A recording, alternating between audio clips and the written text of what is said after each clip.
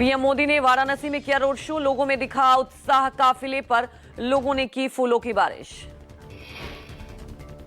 वाराणसी में पीएम मोदी और मॉरिशस के प्रधानमंत्री नवीन चंद्र रामगुलाम की हुई मुलाकात, द्विपक्षीय मुद्दों पर चर्चा।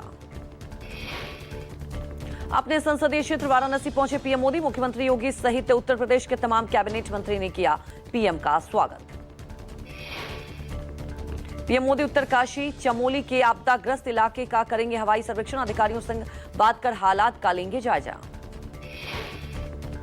कांग्रेस प्रदेश अध्यक्ष अजय राय को पुलिस ने किया हाउस अरेस्ट, पीजीआई थाना पुलिस ने आलमंग स्थित उनके आवास पर बढ़ाई निगरानी।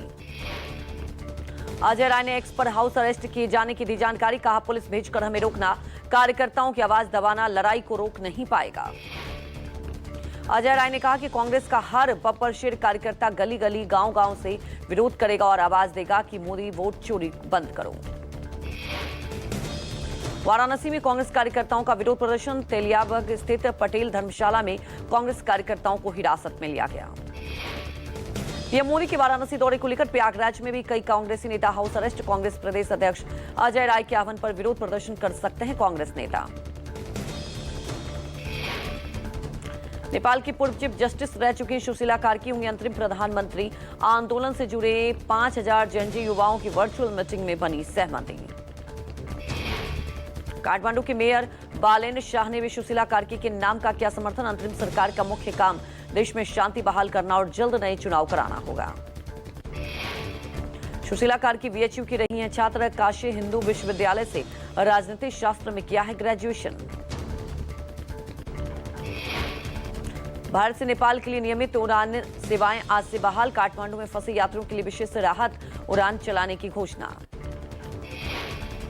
काठमांडू में लिए रोजाना 4 शेड्यूल फ्लाइट होगी संचालित, जिनमें 2 विशेष राहत उड़ानें भी की जाएंगी संचालित। राहत उड़ानों के लिए रखे गए विशेष किराए, फंसे लोग लौट सकें अपने घर आसानी से।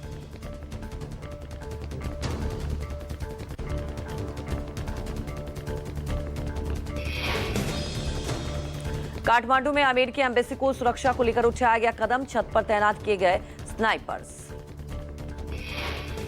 नेपाल में जारी हिंसक आंदोलन के बीच महतुरी की जलेश्वर जेल में प्रदर्शनकारियों ने बोला धावा, प्रदर्शनकारियों के धावे के बीच 576 कैदी फरार, घटना का वीडियो सोशल मीडिया पर वायरल। घटना के बाद मोहतरी जिले में कर्फ्यू लागू, भाग रहे कैदी अपने सामान के साथ जेल का पंखा आदि सामान भी साथ ले गए। फरार कैदी भागकर भारतीय क्षेत्र में प्रवेश करने की कोशिश, बिहार बंगाल और यूपी बॉर्डर पर एसएसपी ने 35 कैदियों को पकड़ा। भारतीय सीमा पर सुरक्षा करी, यूपी के इंडिया नेपाल बॉर्डर पर 22, वहीं बिहार से 10 और बंगाल बॉर्डर से कुल 3 कैदी पकड़े गए। नेपाल में बिजनेसमैन उपेंद्र महतो के घर पर प्रदर्शनकारियों ने बोला हमला, प्रदर्शनकारियों ने जमकर लूटपाट और आगजनी की।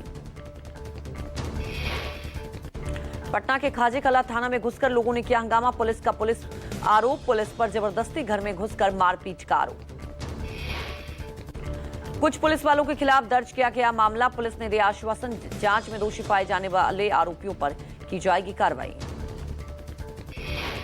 बिहार में बेलगाम हुआ क्राइम, पटना में आरजेडी नेता की गोली मारकर हत्या, मुन्नचक इलाके में कल देर रात अपराधियों ने मारी गोली। बुलंदशहर में निर्माणाधीन कॉलोनी की लूट की वारदात को अंजाम देने वाले बदमाश के साथ पुलिस की मुठभेड़, एनकाउंटर के दौरान पुलिस की गोली लगने से घायल हुआ बदमाश।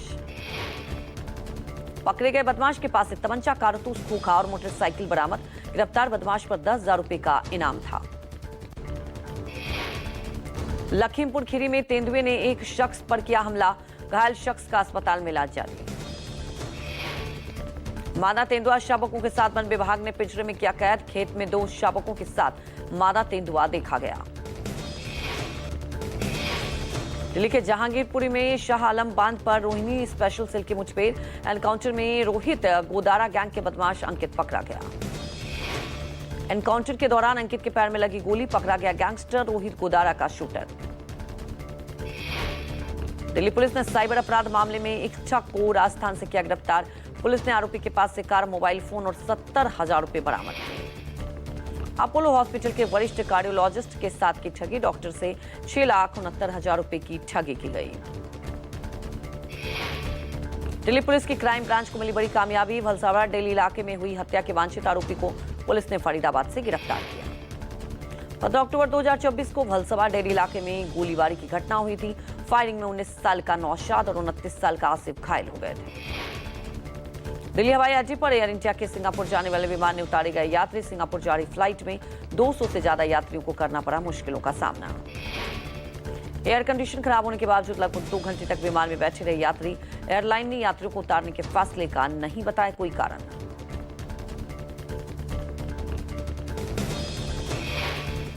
उत्तराखंड के रुड़की में वन विभाग की बड़ी कार्रवाई। सांपों के जहर के कारोबार का किया भंडाफोड़। 70 कोबरा, रसेल, वाइपर समेत 86 जहरीले सांप बरामद। छापेमारी करने पहुंची टीम ने सभी सांपों को कब्जे में लिया। आगे की कार्रवाई में जुटी पुलिस। दिल्ली पुलिस की स्पेशल सेल और सेंट्रल एजेंसियों ने 3 राज्यों में एक साथ छापेमारी की। दिल्ली, मुंबई और झारखंड में एक साथ रेड की। छापेमारी के दौरान दिल्ली से एक और संदिग्ध आतंकी गिरफ्तार किया गया। आफ्ताब और सुफियान नाम के संदिग्ध आतंकी दिल्ली से गिरफ्तार किए गए। दोनों से हथियार और आईडी बरामद किया गया। वहीं रांची से असहर दानिश को गिरफ्तार किया गया। दानिश के ठिकाने से केमिकल आईडी बनाने का सामान बरामद। आरा में इश्क का अंजाम। शादीशुदा प्रेमिका से मिलने पहुंचा आशिक। मोहल्ला में पीट कर पुलिस के हवाले किया। मोहल्ले वाले ने कई दिनों से युवक की आवाजाही पर नजर रखी थी। जैसे ही वह गली में दाखिल हुआ, लोगों का सब्र टूटा और आशिक को घेरकर जमकर धुनाई की। पिटाई के दौरान लोगों ने आशिक का मोबाइल छीना। बाइक और 10,000 रुपए नगद छीने गए। छत्तीसगढ़ में स्वास्थ्य सेवाओं पर फिर से बड़ा हुआ सवाल। मैतारी एक्सप्रेस में 102 इमरजेंसी मेडिकल टेक्नीशियन नहीं होने के चलते नवजात शिशु की मौत हुई। पुलिया नहीं होने के चलते पहुंचाई जा सकी दवाएं। परिजनों ने लगाया आरोप। कहा अगर समय पर उचित इलाज मिलता तो बच सकती थी बच्चे की जान। यूपी के हापुड़ स्थित एक गांव में 30 साल से नहीं दर्ज हुई एफआईआर। गांव में कभी नहीं पहुंचती पुलिस। गांव वाले आपस में बैठकर सुलझाते हैं विवाद। गांव के अधिकांश लोग शिक्षित किसान हैं। गांव में कोई नशा नहीं करता। किसी भी मामले पर सर्वोच्च माना जाता है बुजुर्गों का फैसला। यूपी के मुरादाबाद में राजकीय होम्योपैथिक हॉस्पिटल की लापरवाही आई सामने। बिजली न होने के कारण मरीजों को अंधेरों में दी जाती रही है दवाइयां। मेडिसिन रूम में मोबाइल के टॉर्च जलाकर दवा निकालते दिखे कर्मचारी। पूरे घटनाक्रम का वीडियो सोशल मीडिया पर वायरल। मध्य प्रदेश के पाढ़ुना में जिला अस्पताल का वीडियो वायरल। वीडियो में हाथ में लगी स्लाइन की बोतल के साथ नर्स और डॉक्टर को ढूंढता दिखा मरीज। मौजूद लोगों ने बीएमओ दीपेंद्र सलाम ने की अभद्रता। कहा मैं सलाइन निकालूं क्या। वहीं नर्स का भी गैर जिम्मेदाराना रवैया सामने आया। हिमाचल के कुल्लू में बादल फटने से भारी तबाही। भाखली और चेष्टा नाले में आई बाढ़। मलबा घरों में घुसा। बादल फटने से लोगों को भारी नुकसान। घरों में पानी और मलबा घुसने से लोग परेशान। गुजरात के कई जिले बाढ़ और भारी बारिश का कहर। बनासकांठा के दर्जनों गांव में पानी घुसा। इंसान ही नहीं बेजुबान भी परेशान। तमाम मवेशी बाढ़ के तेज बहाव में बहे। खेड़ा और आनंद में भी बाढ़ से बुरा हाल। जनजीवन अस्त व्यस्त। मध्य प्रदेश के मंडला स्थित आदिवासी गांव मोहनिया पटवारा में पानी का संकट। सिर्फ 1 किलोमीटर दूर नर्मदा नदी होने के बावजूद गांव में भीषण जल संकट। ग्रामीणों ने लगाया आरोप। सड़क निर्माण के दौरान पाइपलाइन क्षतिग्रस्त होने के बाद से सूखे पड़े हैं नल। राहुल गांधी के रायबरेली दौरे का आज दूसरा और अंतिम दिन। ऊंचाहार में राहुल गांधी लगाएंगे जनता दरबार। राहुल गांधी जनता दरबार में लोगों और कार्यकर्ताओं से करेंगे मुलाकात। कलेक्ट्रेट से जिला स्तरीय विकास समन्वय एवं अनुश्रवण समिति की बैठक में भाग लेंगे। कल राहुल गांधी के बीजेपी कार्यकर्ताओं ने की थी घोरने की कोशिश। बीजेपी और कांग्रेस कार्यकर्ताओं में झड़प हुई थी।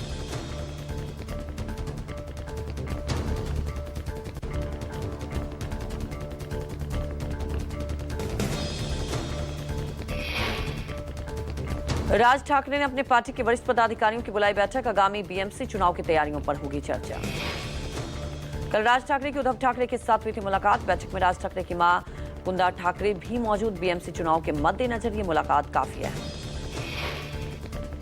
आरएसएस प्रमुख मोहन भागवत के 75वें जन्मदिन पर पीएम मोदी ने लिखा ब्लॉग। भागवत के जीवन को समता, बंधुत्व और राष्ट्र सेवा का प्रतीक बताया।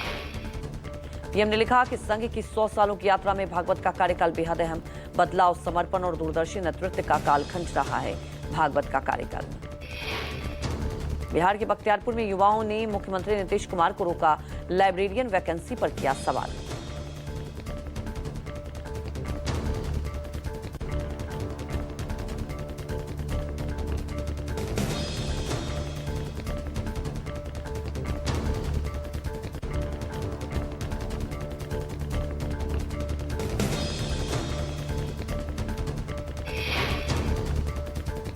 बिहार के बख्तियारपुर में युवाओं ने मुख्यमंत्री नीतीश कुमार को रोका, लाइब्रेरियन वैकेंसी पर सवाल किया।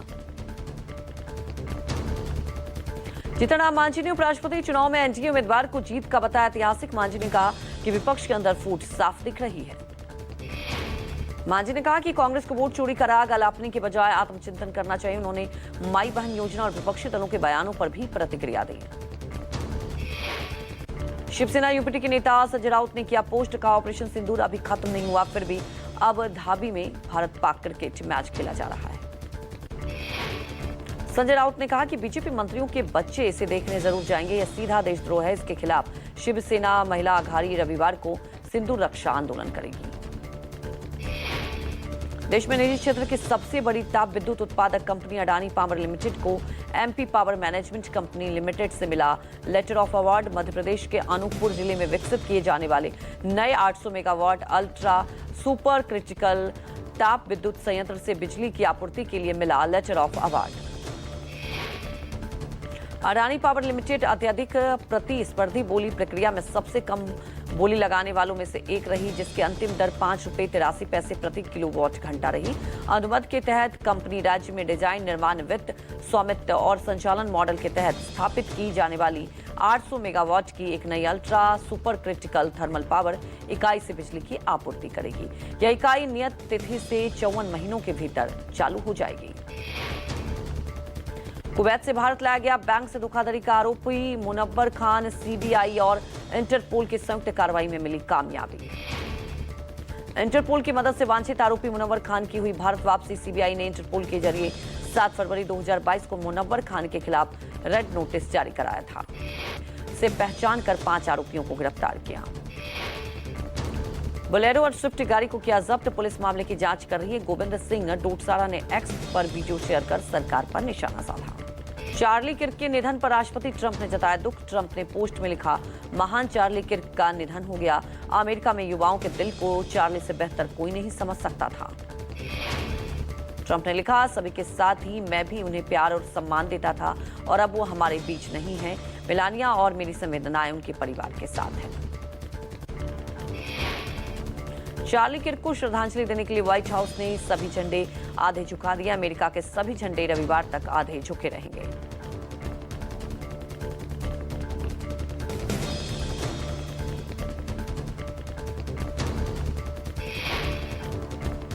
चार्ली किर्क की हत्या पर पूर्व अमेरिकी राष्ट्रपति बराक ओबामा ने किया पोस्ट। ओबामा ने लिखा, हमें अभी तक ये नहीं पता कि चार्ली किर्क को गोली मारने वाला व्यक्ति की क्या मंशा थी, लेकिन इस तरह की घिनौनी हिंसा के लिए हमारे लोकतंत्र में कोई जगह नहीं है। ओबामा ने पोस्ट में लिखा, मिशेल और मैं आज रात चार्ली के परिवार के लिए, खासकर कि उनकी पत्नी एरिका और उनके 2 छोटे बच्चों के लिए प्रार्थना करेंगे।